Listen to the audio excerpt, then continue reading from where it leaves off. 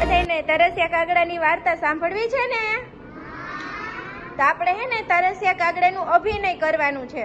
ચાલો તો અભિનય કરશે રુતમભાઈ. ચાલો બધાને સાંભળવી છે ને, તો બધાય શાંતિથી જોઈજો. આપણે હે ને તરસ્યા કાગડાનું અભિનય કરશું. ચાલો બધા રેડી? ચાલો. એક મોટું જંગલ હતું ને, એમાં એક તરસ્યો કાગડો રહેતો હતો. કોણ રહેતો હતું? એ કાગડો રહેતો હતો ને, એને બહુ તરસ લાગી હતી. તો એને બહુ તરસ લાગી હતી ને, તો એ આમ જોતો તો પણ એને ક્યાંય પાણી દેખાતું નતું. પછી ઉડતો ઉડતો ગામમાં આવ્યો. ક્યાં આવ્યો?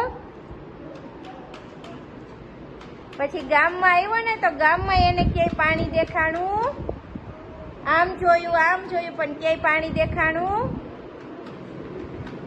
ગામમાં આવ્યો ને, તો એને એક આમ જોયું પણ ક્યાંય પાણી દેખાણું નહીં. પછી એને સીધું જોયું તો ત્યાં એક માટલું પડ્યું હતું. શું પડ્યું હતું?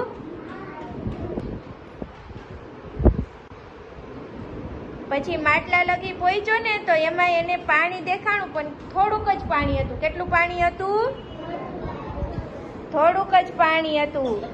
પછી કાગડાને વિચાર આવ્યો કે આમાં તો થોડુંક જ પાણી છે, તો હું કેવી રીતે પાણી પી શકું? ચાચ તો ડૂબે, નાની ચાચ હોય ને કાગડાને, તો ચાચ ડૂબે નહીં. પછી કાગડાને વિચાર આવ્યો, બાજુમાં પથ્થર પડ્યા હતા. શું પડ્યું હતું? પથ્થર પડ્યા હતા ને, તો કાગડા ભાઈએ તો પથ્થર વીણીને પાણીમાં નાખ્યા. ક્યાં નાખ્યા?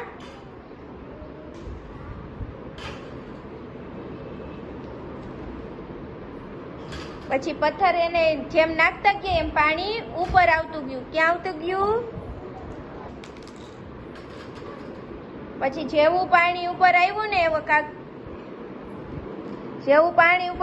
એવું કાગડાભાઈ ચાચ બોરી અને પાણી પીને પછી કા કરતા પાછા જંગલમાં વયા ગયા.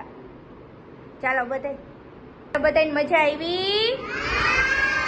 ચાલો બધા તાલી પાડી દો.